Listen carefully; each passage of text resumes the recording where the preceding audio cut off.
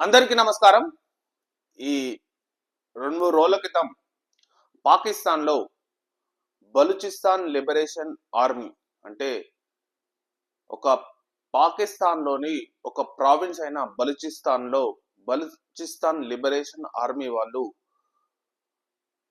రైలును హైజాక్ చేసి దాదాపు కొంతమంది ప్రయాణికులను బందీలుగా చేసుకొని వాళ్ళను కొంతమందిని చంపడం కూడా జరిగింది. ఈ రైలును వాళ్ళు ఎందుకు హైజాక్ చేయడం జరిగింది, అసలు బలూచిస్తాన్కు పాకిస్తాన్కు మధ్య ఎందుకు ఈ పోరాటం జరుగుతుంది? ఎందుకంటే బలూచిస్తాన్ అనేది పాకిస్తాన్లోని ఒక ప్రావిన్స్.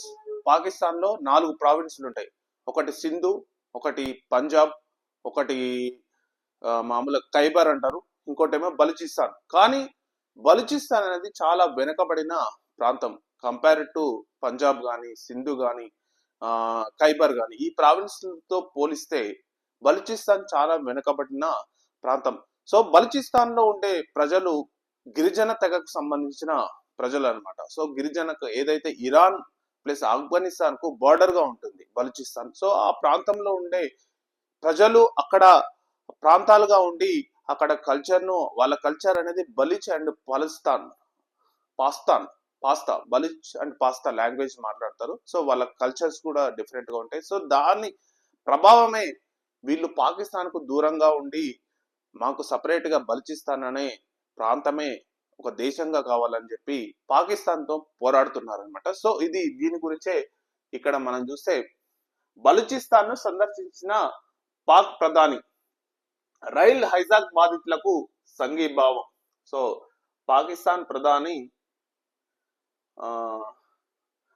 షెహబాజ్ షరీఫ్ గురువారం కల్లోలిత బలూచిస్తాన్ ప్రావిన్స్ ని సందర్శించి శాంతి భద్రతలను సమీక్షించారనమాట.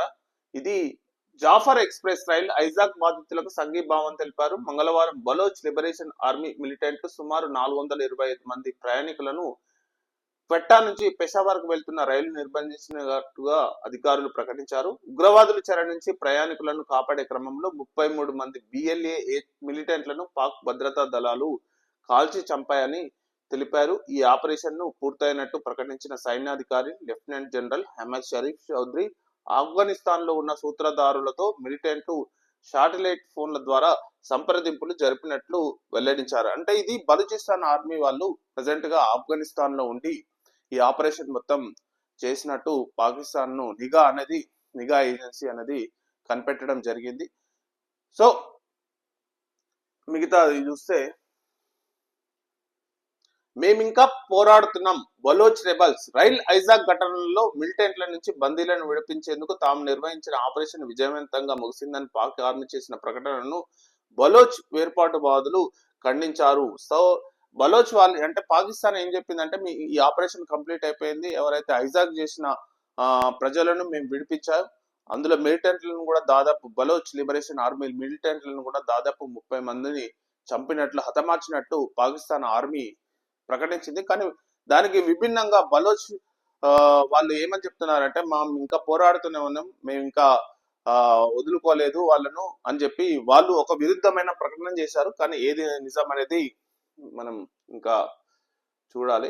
పాక్ ఆరోపణలను ఖండించిన రైల్ హైజాక్ ఘటనలో తమ ప్రమేయం ఉందంటూ పాకిస్తాన్ చేసిన ఆరోపణలను ఆఫ్ఘనిస్తాన్ తాలిబాన్లు తీవ్రంగా ఖండించారు. ఇలాంటి బాధ్యత రహిత ప్రకటనలు చేసే బదులు సొంత భద్రతపై పాక్ దృష్టి సారిస్తే బాగుంటుందని ఆఫ్ఘనిస్తాన్ విదేశాంగ మంత్రిత్వ శాఖ ప్రతినిధి అబ్దుల్ ఖహార్ బాల్కి హితవు పలికారు.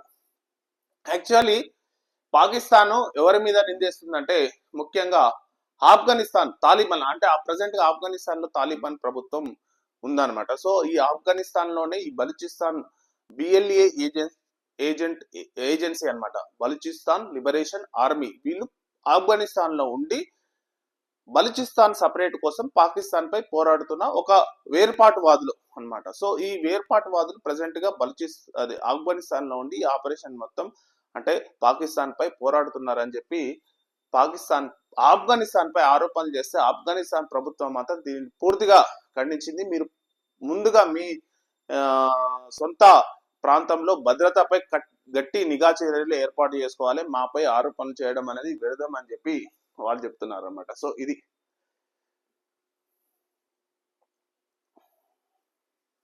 సో మేజర్ గా ఏంటంటే బలూచిస్తాన్ అనే పోరాటం అనేది, బలూచిస్తాన్ అనేది పర్టికులర్ గా ఇరాన్ కు ఆఫ్ఘనిస్తాన్ కు దగ్గరగా ఉంటుంది కాబట్టి ఆఫ్ఘనిస్తాన్ యొక్క తెగలు ఎవరైతే ఉంటారో వాళ్ళు ఈ బలూచిస్తాన్ లో ఏర్పాటు చేసుకొని అక్కడ వాళ్ళ కల్చర్ ను డెవలప్ చేసుకొని వాళ్ళు సపరేట్ గా మాకు పాకిస్తాన్ తో ఉండడం ఇష్టం లేదు, మేము పాకిస్తాన్ నుంచి విడిగా ఉంటామని చెప్పి బలూచిస్తాన్ కావాలని చెప్పి పాకిస్తాన్ పై పోరాడుతున్న ఒక తెగ అన్నమాట. ఇది చాలా 1970 నుంచి జరుగుతున్న 2000 లో ఒక ఒప్పందం, అంటే పర్వేజ్ ముషరఫ్ ఎప్పుడైతే పాకిస్తాన్ అధ్యక్షుడుగా ఉన్నాడో అప్పుడు ఒక ఒప్పందం జరిగింది అనమాట.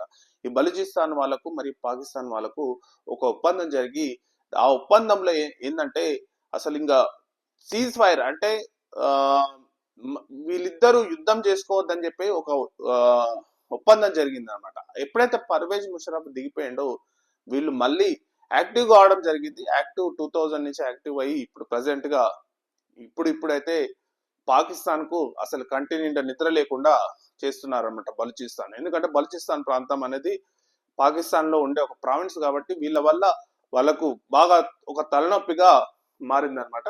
ఒక్కసారి మనం మ్యాప్ గా చూస్తే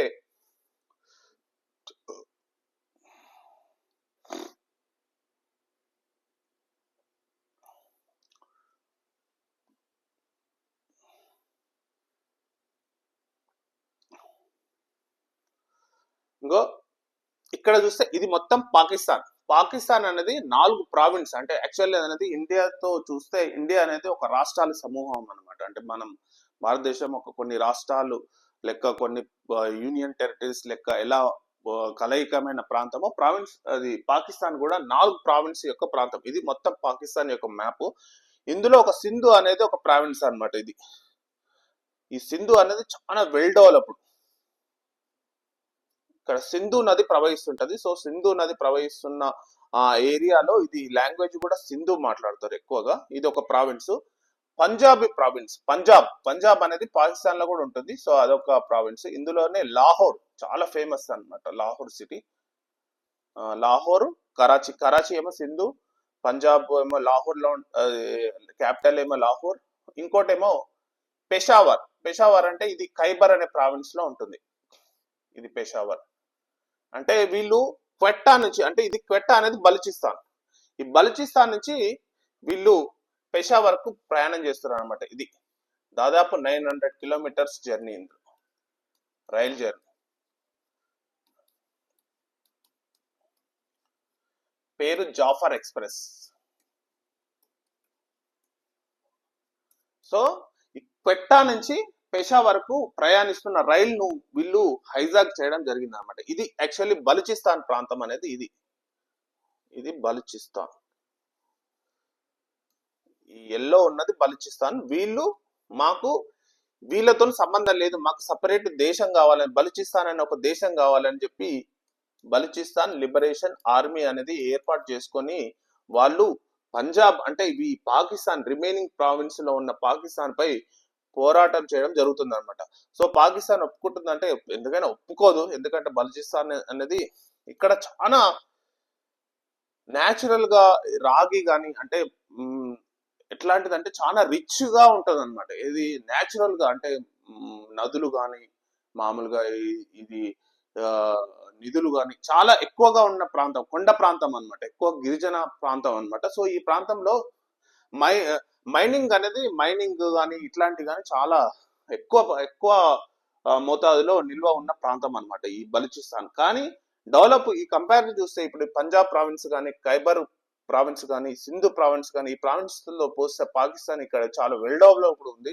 ఈ బలూచిస్తాన్ మాత్రం అంతగా ఈ ప్రాంతంతో అంతగా డెవలప్ కాలేదు. అందుకనే కంపారిజన్ చూసుకున్నారు అనమాట. సపోజ్ ఇప్పుడు ఫర్ ఎగ్జాంపుల్ మనకు కొన్ని ప్రాంతం ఎక్కువ డెవలప్ అయ్యి ఒక ప్రాంతం అదే దేశంలో ఒక ప్రాంతం తక్కువగా డెవలప్ అయితే ఆటోమేటిక్ గా పోరాటం అనేది ఆటోమేటిక్ గా వస్తుంది అనమాట, పోరాటాలు. సో అట్లాంటివిగా వచ్చిన పోరాటమే ఇది బలూచిస్తాన్ అనమాట. దీనికి దగ్గరలో ఇప్పుడు దీనికి బార్డర్ గా బలూచిస్తాన్ అనే ప్రావిన్స్ పూర్తి బార్డరు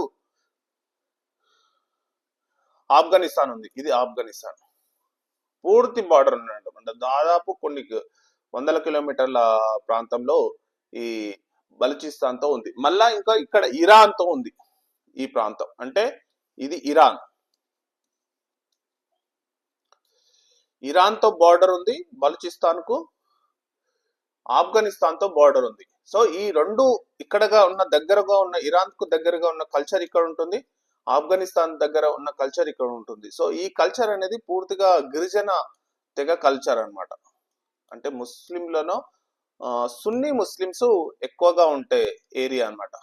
ఇక్కడనేమో ఎక్కువ షియా ముస్లిమ్స్ ఉంటారు. ఇక్కడ పాకిస్తాన్ లో షియాలు ఉంటారు, ఇక్కడేమో సున్నీ ఉంటారు అనమాట. సో అందువల్ల కొంచెం వాళ్ళకు కల్చరల్ గా పరంగా కూడా కొంచెం డిఫరెన్స్ ఉంది కాబట్టి వాళ్ళు ఈ రకమైన పోరాటం అనేది పాకిస్తాన్ పై చేస్తూ అక్కడున్న ప్రజలను కానీ వాళ్ళపై ఉన్న ప్రభుత్వ ఆశలను కానీ ధ్వంసం చేయడం జరుగుతుంది అనమాట. సో ఇది బలూచిస్తాన్ యొక్క లిబరేషన్ ఆర్మీ యొక్క చరిత్ర అనమాట. వాళ్ళు దాదాపు 1970 నుంచి పోరాటం చేస్తున్న బలూచిస్తాన్ అనేది ఒక సపరేట్ ప్రాంతం కావాలి, ఒక దేశం కావాలని పోరాడుతున్న ఇప్పటి వరకు, ఇప్పుడు ప్రెసెంట్ గా అయితే 2000 తర్వాత నుంచి వాళ్ళు అడ్వాన్స్డ్ టెక్నాలజీతోని వాళ్ళు ముందుకెళ్ళడం జరుగుతుంది. సో ఇది ఎంతవరకు దారితీస్తుంది, దీన్ని పాకిస్తాన్ ఎలా ఎదుర్కొంటుంది? ఎందుకంటే పాకిస్తాన్ అనేది ఒకప్పుడు ఉగ్రవాదాన్ని పెంచి పోషించి భారత్ పై నెట్టేసేది అనమాట.